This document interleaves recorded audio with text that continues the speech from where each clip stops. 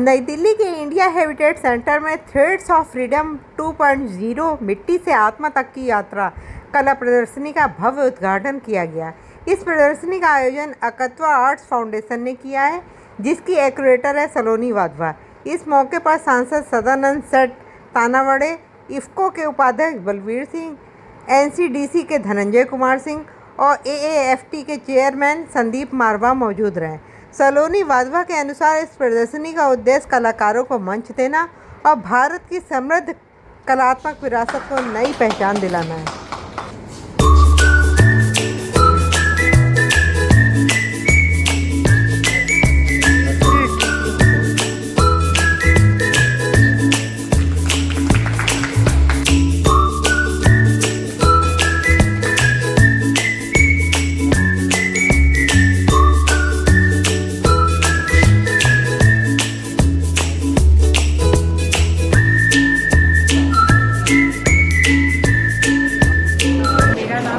वाधवा है और मैं एकत्व आर्ट फाउंडेशन की डायरेक्टर हूँ। इस संस्करण में नया क्या देखने को मिला? इस संस्था में नया देखने को मैम ये मिला है कि हर एक आर्ट का एक अलग ही महत्व निकल के आता है। हर साल हम आर्ट एग्जीबिशंस करते हैं एंड इसी साल हमने threads of freedom a journey from soil to soul की शुरुआत की थी। इसका मतलब बहुत गहरा है। यहाँ पे थ्रेड्स जो है वो धागा नहीं, वो रूट्स हैं हमारी, वो जड़ें हैं जो हम जर्नी करते हैं। और फ्रीडम जो हमारी आत्मा है, जो हम फ्री हैं। Artist is not bound to make anything, we make free from birth anything they can draw, they can make it out. और हम सब लोग अपनी मिट्टी से जुड़े हुए हैं। तो that is a tagline, a journey from soil to soul.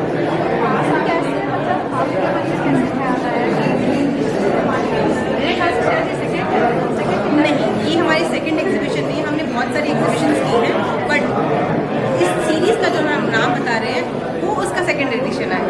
हाँ। क्या हर साल सीरीज आपकी हर साल हमारी सीरीज़ अलग अलग रहती है, बट ये वाली सीरीज़ के अंदर कुछ बात ही अलग थी और जो मेरे मन को भाई, और even every person who is a dignitary, who is a artist of arts, they love the most. तो मुझे ऐसा लगा कि इस सीरीज़ को कंटिन्यू करना चाहिए आगे। मतलब मेन क्या सोच के आपने इस चीज़ को? एक्चुअली बचपन से ही मुझे कला बहुत पसंद थी और मैं खुद भी कलाकार रही हूँ बचपन में। हर एक पर्सन आर्टिस्ट ही होता है शुरू से, बट धीरे धीरे पेरेंट्स ने बोला कि पढ़ाई करना इज़ इम्पॉर्टेंट, तो सब चीज़ छूटती जाती हैं। और फिर मैंने अपनी ग्रेजुएशन की, मास्टर्स की, तब भी कुछ ना कुछ कमी लग रही थी कि मुझे लगा कि कुछ तो अलग करना चाहिए जो समाज के लिए भी बेहतर हो। और मैंने खुद एक MBA किया हुआ, मार्केटिंग बैकग्राउंड से बिलोंग करती हूँ। तो मैंने सोचा कि एक प्लेटफॉर्म क्रिएट किया जाए और आर्टिस्ट को ही वो प्लेटफॉर्म दिया जाए जो आर्टिस्ट को प्लेटफॉर्म नहीं मिलता है। स्पेसिफिकली उन लोगों के लिए मैं काम करती हूँ। एंड मेरे शो में बहुत सारे आपको ऐसे आर्टिस्ट मिलेंगे, कहीं का आपने नाम सुना है, कहीं का नाम नहीं भी सुना होगा, बट मैं चाहती हूँ उनको एक पहचान मिले, उनको ज़रिया मिले हमारे थ्रू। और हर एक पर्सन जो हमारे शो में आता है या कैसे भी हमसे नेटवर्किंग के थ्रू जुड़ा हुआ है, सबको उनके बारे में वो कला सेल हो। क्योंकि उन सब आर्टिस्ट के, क्योंकि जैसे धनंजय सर ने बोला कि इन्होंने अपनी पूरी ज़िंदगी बिता रखी है और कई अभी शुरुआत कर रहे हैं। तो हम चाहते हैं अपनी भारतीय संस्कृति की शुरुआत लोग भूल ना जाए इस चीज़ को, तो आगे बढ़ते रहे, आर्ट कला को आगे लेके चलना चाहिए। और मैम ऐसा नहीं लग रहा है कि आजकल डिजिटल युग में या आर्ट्स वाले जितने फैक्ट्री है मेरे सब कम शॉर्ट है, इसीलिए ही तो हम चाह रहे हैं, क्योंकि डिजिटलाइज होता जा रहा है और नो डाउट आर्ट भी डिजिटली सेल होती है। बट एग्जीबिशन एक ऐसा माध्यम है, क्योंकि आर्ट ना फ़ोन पे और ऑनलाइन देख कर नहीं खरीद, हम कपड़े नहीं खरीद रहे हैं कि जो देखा समझा ले लिया। जब तक हम देखते नहीं, महसूस नहीं करते, हर एक कला, हर एक रंग अपनी कहानी बताता है। तो आप खुद भी देख पा रहे हैं, इतनी सारी पेंटिंग्स हैं यहाँ पे, 125 अराउंड पेंटिंग्स हमने डिस्प्ले किए हैं और 65+ आर्टिस्ट का आर्ट वर्क है। तो हम यही बताना चाहते हैं कि हम सब के लिए गेट ओपन है। Please welcome, please be a part of एकत्व आर्ट फाउंडेशन।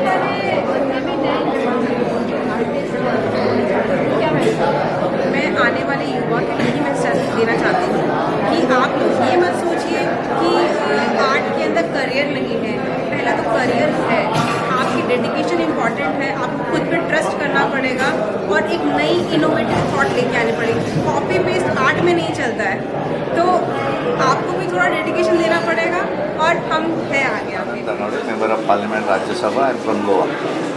मैं आज इस एकत्व एग्जीबिशन के लिए सलोनी वाधवानी ने मुझे इनवाइट किया था। मुझे लगता है कि बहुत अच्छा एग्जीबिशन 10 सालों करती है and she gives a platform to all the artist pan India. मैं भी आधा एग्जीबिशन देखा है, it's very nice and beautifully narrated. So I congratulate all the participant and specially खास करके सलोनी जी जिन्होंने ये पूरा ऑर्गेनाइज किया, सबको इकट्ठा लाने की कोशिश करी है। क्योंकि क्या होता है कि अनऑर्गेनाइज होने के बाद उनको एक प्लेटफॉर्म अगर दिया तो उनका जो आर्टिस्टिक नेचर मैंने अभी देखा आधा, लेकिन इज़ वेरी नाइस, तो उनको एक अच्छा प्लेटफॉर्म मिल सके और उनका नाम भी हो सके। इसके लिए उनको मैं सब आर्टिस्ट का भी अभिनंदन करता हूँ और खास करके सलोनी जी को भी धन्यवाद देता हूँ और उनका अभिनंदन भी करता हूँ। तो इस प्रदर्शनी में ऐसा क्या खास लगा अभी तक? मुझे लगा क्योंकि हर का जो क्या होता है कि आर्टिस्ट जो भी उसके मन में, हम पहले मुझे भी उतना मालूम नहीं था कि हम बोलते आर्टिस्ट, लेकिन जो आर्टिस्ट जो आर्ट करते समय उसको जो इमेजिनेशन होता है और इमेजिनेशन के ऊपर वो अपना आर्ट करता है। तो ये खास बात है कि बहुत अच्छे अच्छे ड्राइंग जो आर्टिस्टिक वे वो लोगों ने बनाया था, बहुत अच्छा। मेरा नाम बलवीर सिंह है। मैं उत्तर प्रदेश से आता हूँ, शाहजहाँपुर डिस्ट्रिक्ट से, और यहाँ इसको एक कोऑपरेटिव की फर्टिलाइज़र की दुनिया की सबसे बड़ी इंडस्ट्री है, उसका मैं बोर्ड का वाइस स्वागत के ऑफिस में। आगे इस प्रदर्शनी के बारे में कुछ बताइए, कैसी लगी आपको? ये प्रदर्शनी तो पिछले साल भी मैं आया था और दरअसल मैं कला का बहुत प्रेमी हूँ। कला वो किसी टाइप की, और ये कला सबसे कठिन कला है। अपनी भावनाएं, उनकी अभिव्यक्ति कलम के माध्यम से चित्र में बदलना, और धनंजय जी जैसा कहा, और उसको समझना भी बहुत बड़ी कला है। हर आदमी को समझ बाहर है कि चित्र का भाव क्या है। तो ये सारी गैलरी इसमें ये नहीं कह सकता कि कौन चित्र 19 है कौन सा 21 है। इतनी बेहतरीन आर्ट की जो प्रदर्शनी है जो मैंने कभी जीवन में नहीं देखी। बहुत प्रदर्शनियाँ देखी लेकिन इतनी शानदार तस्वीरें मैंने नहीं देखी। सबके लिए बहुत बहुत शुभकामनाएँ देता हूँ। आयोजकों को भी धन्यवाद देता हूँ जिन्होंने यहाँ बुलाया, और इस गैलरी देखकर वाकई मन गदगद। धनंजय कुमार सिंह, राष्ट्रीय सहकारी विकास निगम सहकारिता मंत्रालय भारत सरकार के प्रबंधन मंडल का सदस्य हूँ और भारतीय राष्ट्रीय सहकारी संघ के बोर्ड ऑफ डायरेक्टर्स हूँ। एकत्व फाउंडेशन द्वारा तो ये आज कलाकारों की कला का प्रदर्शन यहाँ पर किया गया है, प्रदर्शनी लगाई गई। ये अपने आप में ही बहुत ही महत्वपूर्ण है, क्योंकि कलाकार जो कुछ समाज में देखते हैं और उनकी भावना में जो कुछ भी आता है उसको रंग और ब्रश के माध्यम से कागज या कपड़े पर उकेरते हैं। उनके हृदय के भाव, उनका सारा अस्तित्व इसमें लगता है, और जब वो अपनी भावना को इसमें व्यक्त करने का प्रयत्न करते हैं और हृदय की गहराइयों से जब भाव उसमें मिलते हैं तो वो चित्र जीवंत हो उठते हैं। जब हम कला प्रदर्शनी में आते हैं, कलाकारों के चित्रों को देखते हैं, उसमें जो सजीवता दिखाई देती है, जो जान दिखाई देती है हमको, वो वास्तव में उनके वो भाव हैं जो जागृत दिखाई देते हैं। जैसे ईश्वर ने हमें जान डाल दी है तो हम चलते फिरते हैं, जीवित हैं, उसी तरह से ये कला भी ऐसी है। मैं एकत्व फाउंडेशन और यहाँ आए हुए कलाकारों का बहुत हृदय की गहराइयों से सम्मान करता हूँ।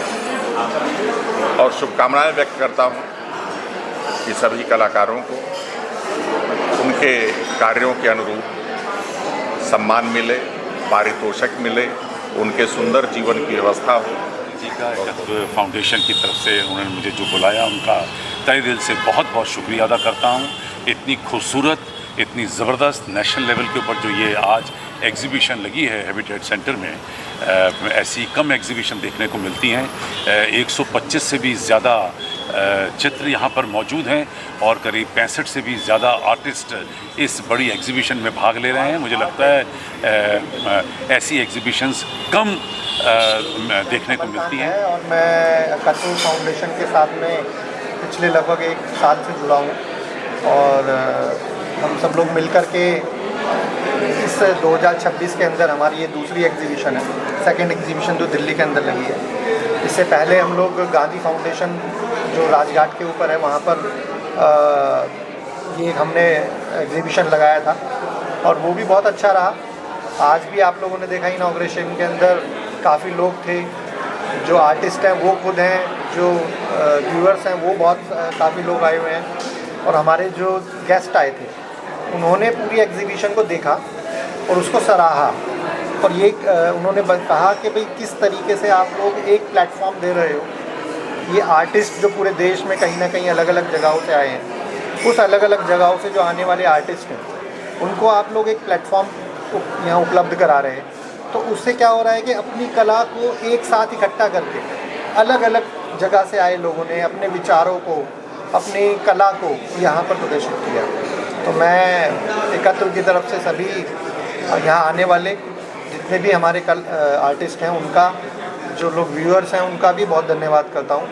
हमारे गेस्ट आए, काफ़ी अच्छा उन्होंने सराहा है इसको और आप सब लोगों का भी, मीडिया के साथियों का भी मैं बहुत बहुत धन्यवाद करता हूँ। आप सब लोग काफ़ी समय से यहाँ आए, लेकिन आपने देखा होगा अलग अलग कला को धर्म से, जाति से, इन सब चीज़ों से बाहर निकाल करके देखना चाहिए। हम सब लोग देख रहे हैं यहाँ पर अलग अलग जो हमारे आर्टिस्ट हैं उन्होंने एक जो अपना विचार दिया है यहाँ पर, उसमें सब पूरे देश से आने वाले लोगों ने अपनी अपनी बातें बताई हैं। आप सब लोग भी इस चीज़ को सराहें और अपने साथियों को बताएं कि यहाँ एक अच्छी आर्ट एग्जीबिशन है और उसको हम सब लोगों को देखना है। Hi everybody, Priyanshi this side, and this is my first time exhibiting in Visual Art Gallery, and this opportunity was given to me by Iktarf Arts. I am really grateful to them, and I have presented my work under the collection Beyond the Boundaries, and you can see these 3 works.